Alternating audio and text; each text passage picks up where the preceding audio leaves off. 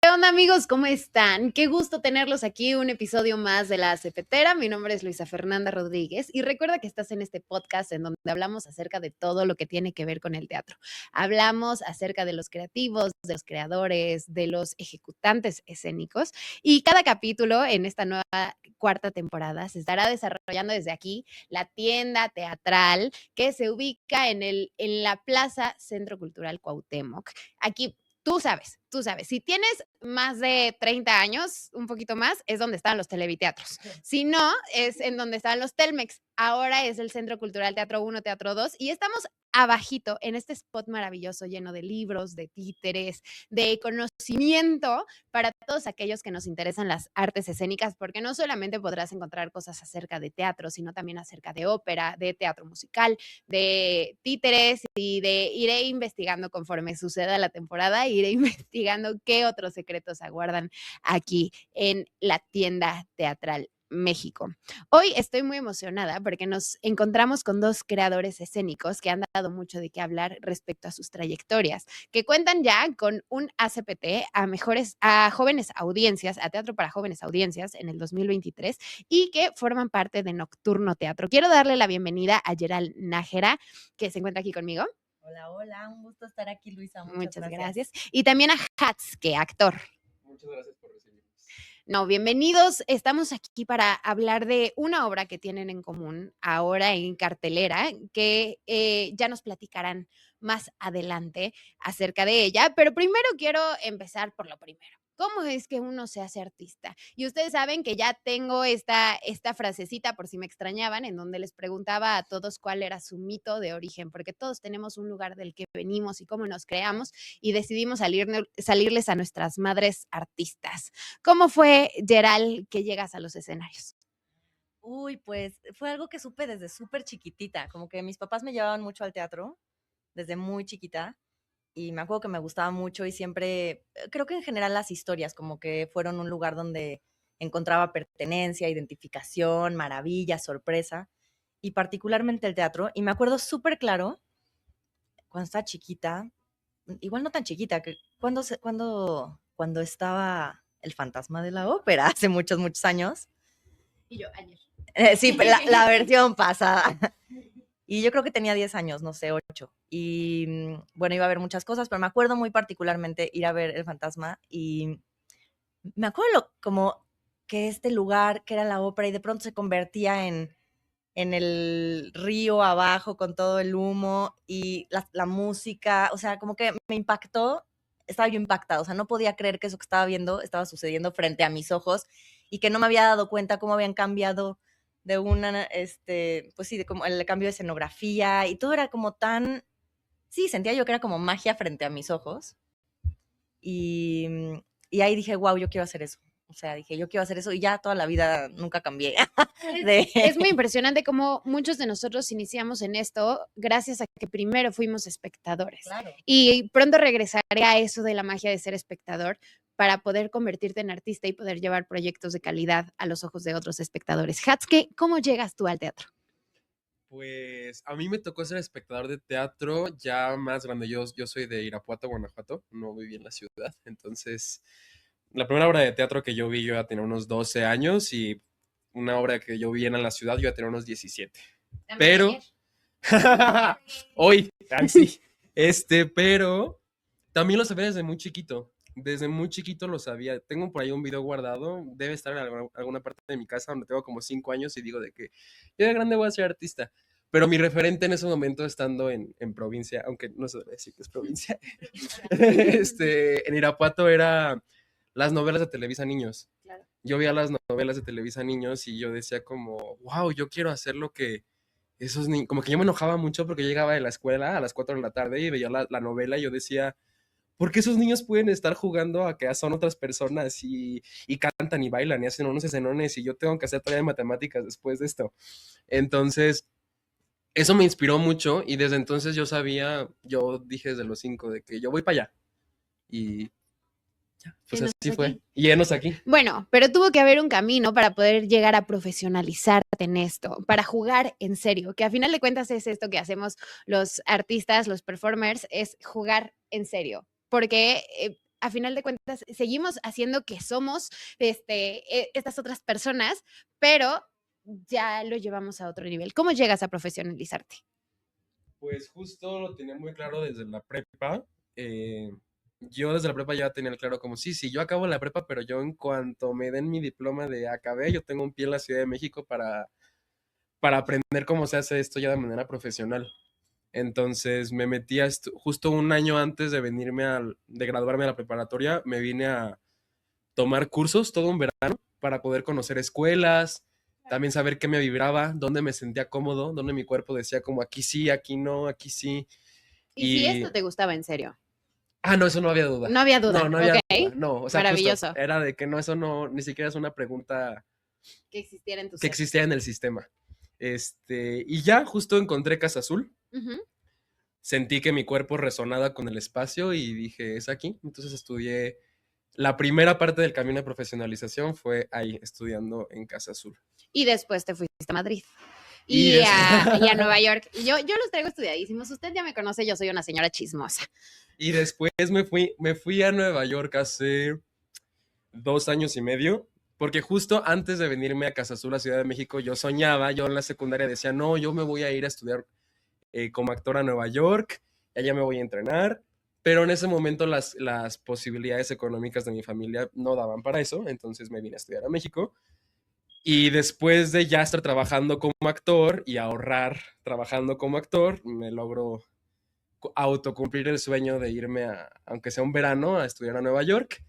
Y después de ahí justo se me abrió como todo un universo de otros métodos de trabajo, otros métodos de enseñanza, colaboración con artistas con otras culturas y otras formas de pensar que dije, esto es una riqueza cultural enorme, porque claro, ya llevaba un cierto tiempo trabajando y colaborando con artistas escénicos mexicanos y mexicanas, y se comparte mucha información y se nutre mucho, pero de repente salir de la burbuja y decir como, wow, ¿qué otras maneras de ver teatro en la sangre se llevan por la cultura que tienen y de manera pues natural la gente?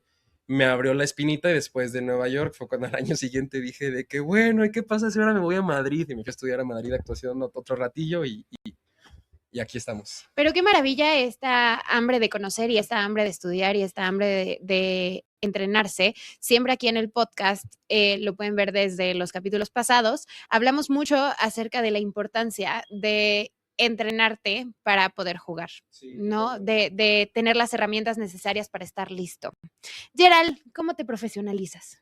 Yo estudié en la Escuela Nacional de Arte Teatral, en la ENAT, pues igual que Hats, como que, bueno, yo sí ya estaba aquí, pero tampoco, o sea, mi mundo no era, como que no venía de papás artistas ni nada, y entonces pues me puse a buscar todas las escuelas, igual fui a verlas todas, y a mí me pasó eso en la ENAT, como que yo entré a la ENAT y dije, wow, de aquí soy, y, o sea, era un examen complejo, era como toda una etapa de exámenes de un mes, ibas diario, un propedéutico intensísimo, Físico. físico, sí, total, nos formábamos, o sea, en ese entonces no era digital la cosa y nos formábamos afuera de la ENAD Sí.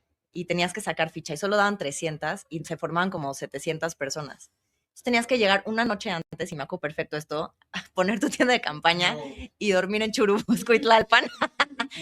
Por supuesto que lo hice, para alcanzar tu ficha y poder hacer el examen. Claro. Y de esos 300, pues nos quedamos 45. Entonces, yo estaba como que yo ya había puesto las fichas para todos lados y yo dije, yo quiero ahí, pero dije, bueno, si no se arma, igual iba a aplicar al CUT, igual iba a aplicar a Casa Azul, o sea, estaba yo puestísima, pero justo el primer examen fue en la ENAD y sí me quedé y pues ya, estudié ahí los 4 años. Y después hay un programa increíble de el British American Drama Academy de Londres y de Yale School of Drama New York que se juntan para hacer un programa en Oxford. Y antes había una beca aquí del Anglo Foundation que pues sí, generaba esta audición, como taller audición para actores y actrices, y elegían a un actor y una actriz para irse a estudiar este programa a Oxford. Y Juan y yo fuimos los ganadores de esa beca en ese año, y entonces pues terminé de estudiar allá, una como especialidad en Shakespeare. Ok, Juan Cabello.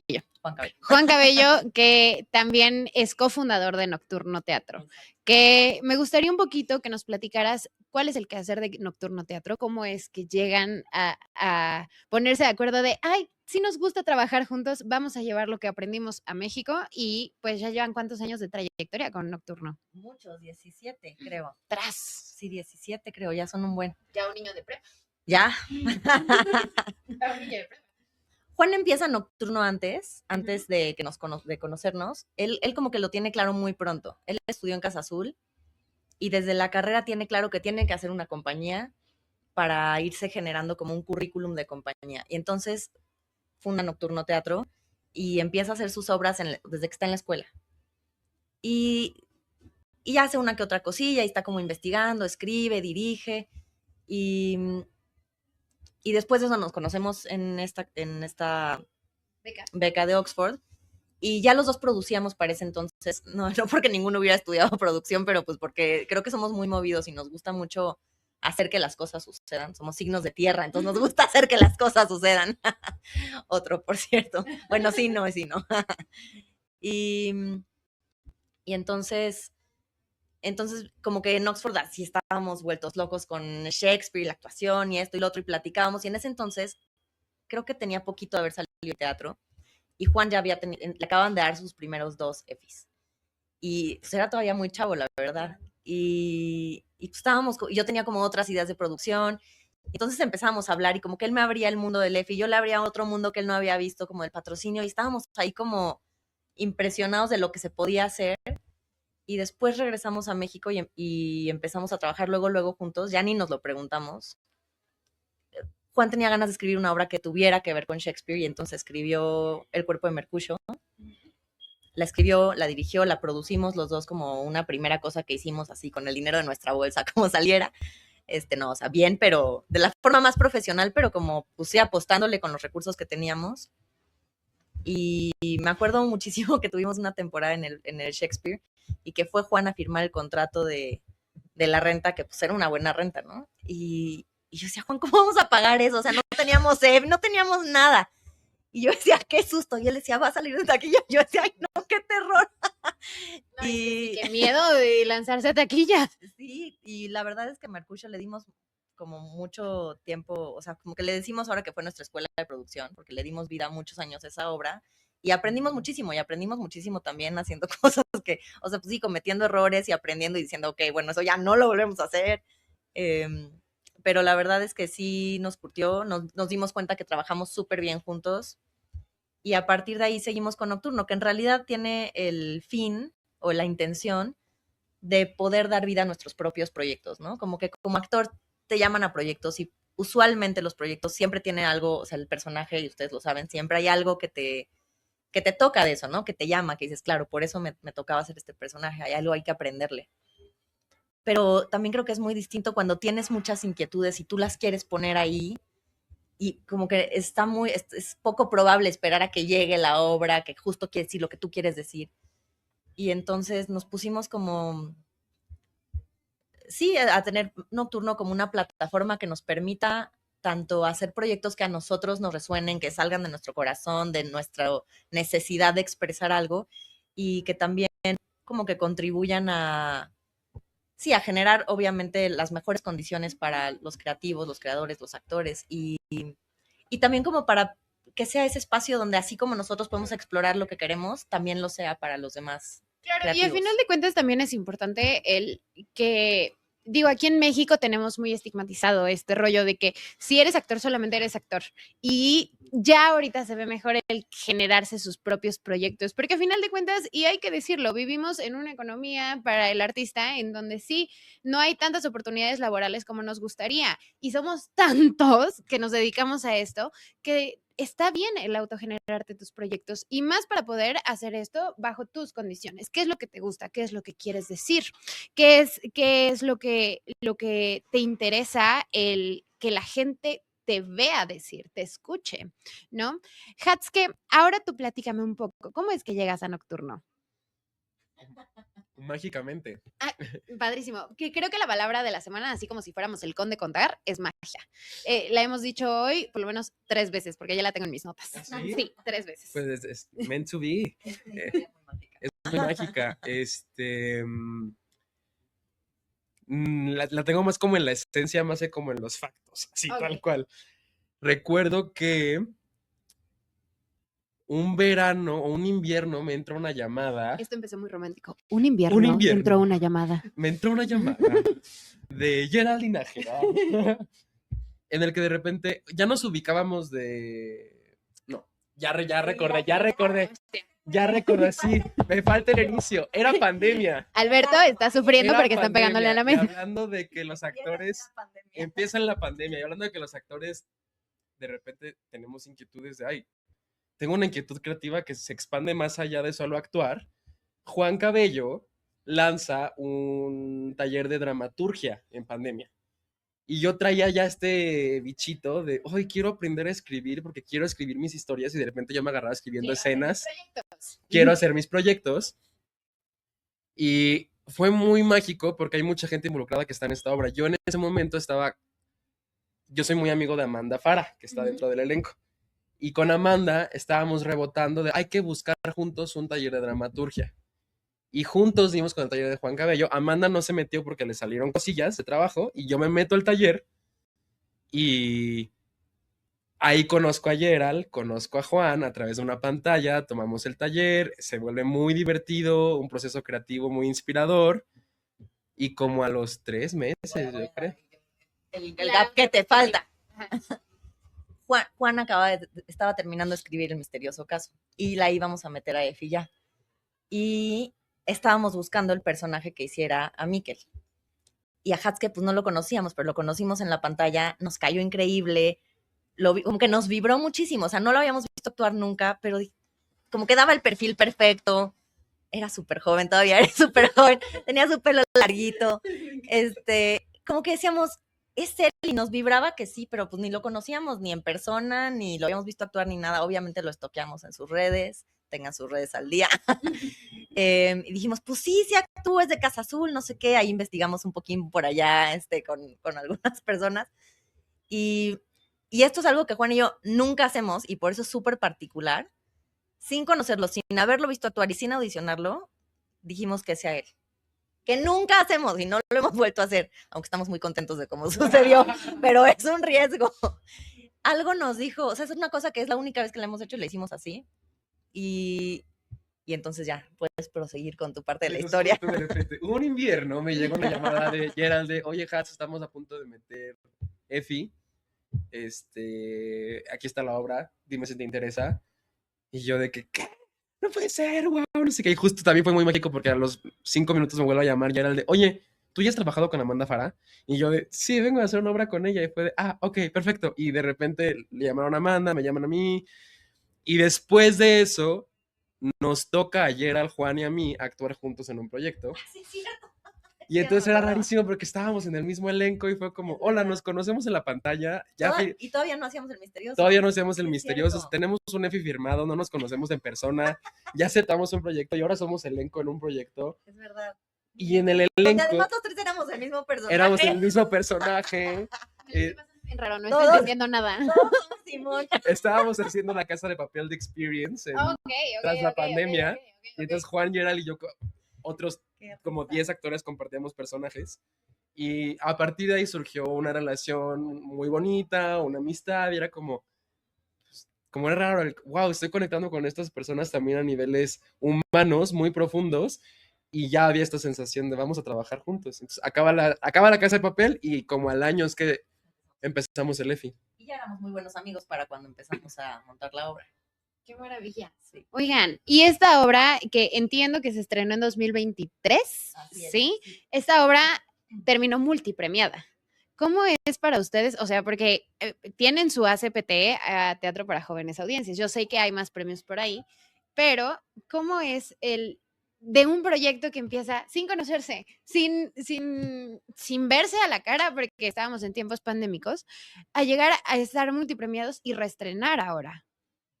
Quien quiera. Ay, pues es lindísimo, o sea, estamos como, es una obra que queremos mucho. Creo que eso nos pasa con los proyectos de Nocturno. Siento que siempre digo lo mismo, pero es que es verdad. Como que las obras que hacemos, de veras las queremos mucho. O sea, salen de un lugar bien, pues sí, como muy personal, muy interno. Están hechas con mucho cuidado.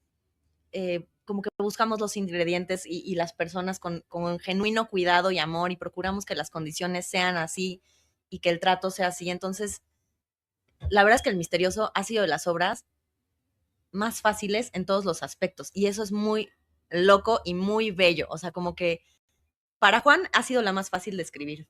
Fácil y no fácil. O sea, obviamente tiene su reto, pero ya tenía la pulguita que le decía. como que en mi ¿de qué experiencia se con trata? Juan es que escribe una obra y escribe escenas y luego las tiene, como que tiene que darle muchas versiones, ¿no? Y por ejemplo, Vine a decir adiós, le tuvimos que dar como 40 vueltas, o sea, hubo muchos tratamientos. Esta obra en donde estuvo Sofía Silvi. Exacto, sí. Que yo dirigí y Juan escribió. Ujú. Y El Misterioso le quedó de una, o sea, como que la fue haciendo, la tenía muy clara y la fue haciendo, y cuando acabó siempre me da sus obras a leer y ya yo le digo, no, aquí esto no se entiende, aquí vuelta para acá, ¿no? Como que le doy mi retro, y yo hasta le dije, ¿ya está? Y me dijo, sí, yo también creo que ya está, y era como, wow, o sea, de una te quedó, era como, se me hizo más fácil de escribir de lo que pensé esa particular obra, ¿no? Y el proceso siento que fue igual, o sea, como que encontrar a los actores fue muy sencillo, montar con ustedes, pues fue un proceso súper agradable, es de eso ya sabrá más Hats que yo, producirla fue más fácil, para los creativos proponer fue muy fácil, es que pasó todo lo contrario que vine a decir adiós, que no es que no fuera fácil, pero era una obra muy compleja donde todos entramos en crisis como de, un día antes de estrenar todavía me decía, creo que ese piso no es, lo voy a cambiar, y yo, pero ya estamos montados, o sea, como que... Es que era una obra complicadísima, porque Súper. tenemos que hablar de que era una obra que era como formato película, pero la trajeron al teatro porque pasaba en demasiados lugares y con demasiadas cosas a la vez. Exacto, era complicadísimo. Y todo nos fue muy complicado, ¿no? Igual la amamos. Igual fue gozosa, pero sí como que nos retaba en lugares distintos. Y El Misterioso como que salió, o sea, todo funcionaba, todo era lógico, todos se llevan súper bien, o sea, es un elenco hermoso que de veras se siente como familia. Y entonces, no sé, como que no teníamos ninguna expectativa de ganar un premio ni nada, como que la hicimos pues porque la queríamos hacer. Fue súper bonito, pues, o sea, esos reconocimientos, pues sí, o sea, fue súper emocionante y sí, es súper lindo cuando recibes un premio y además ni lo estás esperando. Y ahora regresar, pues yo diría que fue igual de fácil y es muy curioso decir que fue fácil y yo creo que en nuestra historia tenía que ser fácil porque en ese momento Juan y yo nos embarazamos de nuestro hijo, que ahora es ahora nuestro hijo, y Lucián nació, o sea, estrenamos la obra cuando ya estábamos a punto de parir. Lucián nació y seguimos con la obra. O sea, Lucián nació en medio de ese montaje. Entonces no había una forma de que si esto era complicado lo íbamos a lograr. Claro. Entonces como que siento que todo se acomodó súper lindo. Claro. Hatsuki, ¿cómo fue para ti? Creo que coincido mucho con Gerald. La verdad, o sea, antes de hablar del misterioso caso, me gustaría hablar como de Nocturno Teatro, porque también a mí me pasaba que antes de ver el misterioso caso yo había visto obras de Nocturno. Y que justo a mí también era como muy bonito porque para mí el teatro que hacen resuena conmigo. O sea, como que me resuena profundamente. La primera cosa, vi El cuerpo de Mercucio, luego vi Ernest y Bottom, y yo con Ernest y Bottom yo me enamoré, yo era de esas obras que yo salía y agarraba a un amigo, le decía, vamos al siguiente domingo, y salía al siguiente domingo y agarraba a otros dos amigos y íbamos al siguiente domingo, porque yo estaba enamorado de la historia, y yo decía como, yo viéndolo como espectador, este es el tipo de teatro que a mí me habla o me gusta, y porque yo lo que alcanzaba a ver desde el escenario a espectador era como, este teatro está hecho, o sea, se ve que está hecho con amor, o sea, se ve que la gente involucrada lo está haciendo, está escrito, está dirigido, está actuado, está confeccionado como con amor y puede sonar muy cursi si quieren, pero sí creo que esa es una fórmula mágica para que el teatro suceda fácil, porque cuando nos metemos al misterioso y empieza el proceso, también se siente, desde el lado del actor se siente muy fácil, se siente muy sencillo, que yo creo que tiene que ver con, esta es mi teoría de lo que hicieron Gerald y Juan, que fundan Nocturno Teatro y ya hablándolo con ellos me hace sentido porque sí es como, dije, claro, ellos son actores, están haciendo, desde mi punto de vista, están dando las condiciones que no han recibido. O sea, como, o como propiciando condiciones favorables para el teatro, o sea, como, o no sé, o sea, que no se tome a mal. No, no, claro, pero sí lo que nos gusta tener, lo que sentimos Lo que que es sentimos que funciona. necesario. Y entonces para mí era como muy impresionante de, wow, estoy en una producción que no es de un tamaño comercial hasta acá y tienen una responsabilidad y organización y sobre todo tienen cuidado, porque entonces yo me sentía muy cuidado como actor con ellos, porque, o sea, como a nivel producción todo estaba como súper establecido desde el principio. Sí, de que muy claros, estos son los tiempos, estas son las cosas, y a nivel proceso creativo, algo que creo que es crucial es que sí hay una cosa de permitir que cada quien ponga proceso creativo. O sea, si hay un diálogo, si hay una danza, si hay como están abiertos a la conversación, entonces sí se siente una cosa donde, ok, todos podemos crear y entonces como todos estamos pudiendo crear, justamente el foco no está en, cuando nos nominaron al premio también fue como qué bonito, pero el foco a la hora de estrenar nunca fue ese.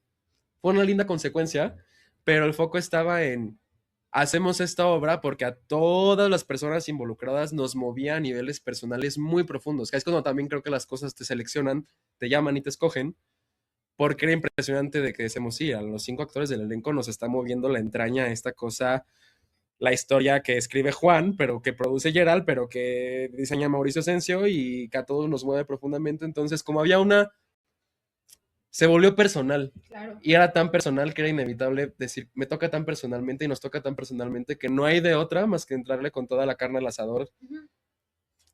Quiero rescatar de lo que acabas de decir dos cosas. La primera, creo que sí, efectivamente, cuando un proceso se hace con amor desde el inicio, es muy gratificante para los artistas involucrados, le hace en el área que sea, porque a final de cuentas estamos hablando de que más allá de, porque siento que un poquito en estos últimos años el teatro se ha visto envuelto en este rollo de sí, también es un trabajo, sí, pero no deja de ser arte.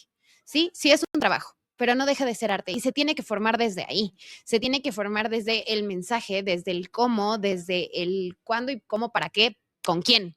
Y todos esos factores son muy importantes. Y lo segundo que quiero rescatar es algo que ya hemos visto en los demás episodios de La Cepetera, que si no los han visto, están disponibles tanto en Spotify como en YouTube, que lo hablábamos con Cristian Magaloni, lo hablábamos con Aurora Cano, lo hablamos con Diego del Río, que cuando un creador que se va hacia el lado creativo, le hace a ustedes dos, que ya eran actores, pero se fueron a la dirección, a la producción, tiene conciencia de lo que le puede pedir a la gente que está en el escenario, porque ya estuvo de ese lado, hace un proceso muchísimo más sencillo. ¿Por qué? Porque entonces ya hablamos en el mismo lenguaje. No es lo mismo y con respeto a quien se dedique solamente a ser director y sea director de cuna. Creo que si tú como director, tú no te subes al escenario, aunque sea una vez en la vida, para que te expliquen también cómo moverte o que te expliquen cómo llegar al resultado X a través de Y, bla, no puedes pedir lo mismo. Y para tus actuantes, para tus intérpretes, no es tan gratificante como cuando sí sabes qué es lo que les puedes pedir. Sí, sí, creo que los directores que vienen, los directores, las directoras que venimos de ser primero actores y actrices, pues sí manejamos un lenguaje que pues, ya lo traes incorporado en el cuerpo, que sabes tú qué necesitas o qué te ha servido que te digan para que puedas tú solito llegar a encontrar ese camino, ¿no? Y sí, tienes como muchas más herramientas. Bueno, creo que tienes más que tengas más herramientas, las tienes incorporadas en el cuerpo, las tienes pasadas por la experiencia, ¿no? Claro. Y creo que hay un nivel de empatía distinto. Eso, de empatía total. Y de claro. paciencia del proceso. Como una cosa de entender que eso, o sea, como que yo lo he visto de cuando me han dirigido a directores o directoras que tienen en el cuerpo experiencia coral, hay como una cosa de entiendo que es tu proceso y tu cuerpo y tu ritmo. Porque luego pasa esta cosa de cuando uno no tiene, y ojo, no es que tampoco crea que no tener experiencia actual como director no permite condiciones favorables, no es excluyente y se han podido crear cosas muy bellas, pero es muy distinto porque a veces como, es un ojo distinto, porque es un ojo que se ha sabido ver a sí mismo y eso creo que hace una diferencia linda. No, para nada es excluyente y hay gente que es muy grato trabajar con ellos, aunque no hayan pisado el escenario, pero también es cierto que el tener conciencia de todos los ingredientes del pastel te hace preparar un pastel muchísimo más rico. Lo hablábamos, por ejemplo, con Aurora Cano, el que ella haya sido actriz, pero también música, pero también productora, pero también directora, entonces ya sabe qué pedir, ¿no? Sí, totalmente. O sea, y entonces puedes tener un producto muchísimo más mezclado entre sí y más lógico entre las partes. Sí, No sé también si- creo que los actores y las actrices son mucho mejores compañeros cuando han pasado por la producción, o cuando han dirigido, o cuando han asistido, o sea, porque entonces entienden muy claro toda la chamba que hay de atrás que a veces no se ve. Y sí, eso hace una diferencia abismal. Claro. Yo sí creo que justo, yo creo que, esta es mi tesis, o mi hipótesis, que los artistas, o tal vez solo por curiosidad, estaría bueno abrirnos, aunque no te dediques a eso completamente, pero abrirnos a las posibilidades de probar otros ingredientes del pastel. Claro. Porque sí, o sea, justamente cuando me ha tocado asistir o estar en producción o estar en marketing de teatro, o sea, en otras, que me ha tocado jugar otras partes del proceso, ves tantas cosas que luego cuando solo me ha tocado jugar ser actor no alcanzaba a ver, que me ha hecho ser como decir, ah, puede ser más consciente, puede ser más humilde, puede ser más, em, generoso, puedes como ser más eh, fluido con el proceso. Mucho teatro. Sí, porque a veces uno se monta en lo que conoce. Y también esto es la experiencia que tienes en el cuerpo, pero cuando abres la mirada dices, wow, hay un chorro de vertientes que no alcanzamos a ver y que también vivirlas en el cuerpo es bien distinta que te las cuenten. Claro, digo, la maestra Luz María Mesa siempre desde chiquita me dijo, tú tienes que empezar cargando cables. Yo sé que te encanta la actuada y eres muy buena y te estás entrenando, pero siempre es importante regresar a la base. Carga cables para que sepas para qué es ese cable y por qué no tienes que pisarlo en el escenario, ¿no? Y es una gran analogía a que el cable puede ser cualquier cosa. Sí, claro, O sea, totalmente. puede ser un telón o puede ser uno de tus compañeros, puede ser un momento del escenario, pero siempre tienes que regresar a esto de somos equipo, ¿no? Y todas las partes son muy valiosas. Estamos en la tienda teatral aquí en el Centro Cultural Cuauhtémoc. Seguimos ahorita en la entrevista, pero para recordarles que este spot tan bonito, muy tiny desk que ven aquí detrás, se encuentra abierto para todos ustedes, para que vengan a ver libros, para que vengan a ver, también hay DVDs, hay discos, hay acetatos, hay títeres, muchos títeres. Ustedes. Partituras, que eso, perdón. Sí, no, adelante. En mis tiempos era dificilísimo encontrar, hay todas, está increíble. No, pero aparte hay de cosas muy nuevas. Por ejemplo, yo ya me eché ahí un ojito, no sé en dónde la vi, pero por ejemplo, están las partituras de Anastasia, de Matilda, de Frozen, de Waitress, de West Side Story, de Sweeney Todd, La La Land. No. O sea, esto es un agasajo para cualquier persona. No tienes que ser exclusivamente teatrero para venir, puede venir cualquier persona a empaparse de conocimiento. De verdad está magistral este spot escondidito aquí en Avenida Cuauhtémoc para que lo visiten todos. Y si lo vienen a visitar por nosotros, nos etiquetan @losacptmx, ya saben. Oigan, seguimos aquí con Gerald Nájera y con Hatske, que son parte de Nocturno Teatro y que están en El misterioso caso de la sombra, que me acabo de dar cuenta que no habíamos mencionado el nombre de la obra en todo lo que llevamos de podcast. Nada más decimos El misterioso caso. Ya para acercarnos a la recta final de este bonito capítulo de la ACPTera, cuéntenme de qué trata El misterioso caso de la sombra. Misterioso caso de la sombra. ¿Quieres tú empezar, Hats? Bueno, A ver, dale. el misterioso caso de la sombra. Habla de... Pensar en la sinopsis habla de Mikkel. Mikkel es un niño de unos 12 años que tiene una imaginación muy, muy fuerte y empieza todo justo cuando se empieza a dar cuenta que una sombra entra a su casa por las noches y destruye cosas. Entonces, a la hora de buscar preguntas con los adultos y darse cuenta que no hay respuestas, empieza un viaje con Sherlock Holmes y su perro Filete y generan una investigación para descubrir cuál es la sombra que entra a su casa por las noches. Y pues para mí el misterioso, o sea, esa es la anécdota, que es muy, muy linda y muy fácil de seguir y llena de sorpresas.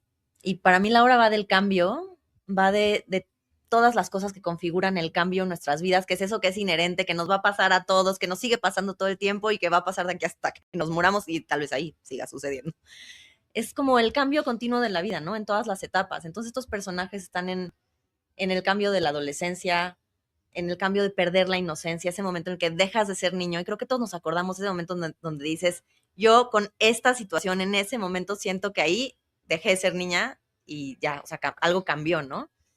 Y, y también los adultos, o sea, como que están todos en un momento de cambio de perspectiva, de dinámica familiar. Tiene que ver también con cómo las familias cambian de forma y cómo eso nos compone, ¿no? Cómo todos esos cambios y nuestra historia familiar y todo lo que vivimos y todo lo que nos contaron o no nos contaron o cómo nos enteramos de las cosas, pues va formando nuestra historia y va formando quiénes somos. Y al final creo que apunta hacia eso, ¿no? Como a decir, hay cambios en la vida, ya estás aquí vivo, inevitablemente va a haber cosas fuertes que sucedan en tu vida en uno u otro momento, y a veces esas pasan cuando eres todavía, pues, chico, joven, niño, y tiene como una intención de decir, es mejor decirle a los niños la verdad que ocultárselas o disfrazárselas o hacer como que no pasa, porque igual se dan cuenta y entonces se tienen que contar otra historia. Y siempre va a ser mejor la historia que tú le puedas contar, y más que eso, como que tengas la oportunidad al contárselo de acompañarlo a vivir esa transición en el cambio y que entonces no se sienta solo, ¿no? Y que entonces no viva ese cambio como algo más doloroso de lo que tendría que ser, ¿no? Que creo que lo que vuelve esas cosas más dolorosas es sentir que uno las atraviesa solo. Entonces siento que habla de eso y que en ese aspecto pues habla de cosas muy importantes, ¿no? Como muy tangibles y muy más bien inherentes a la experiencia humana.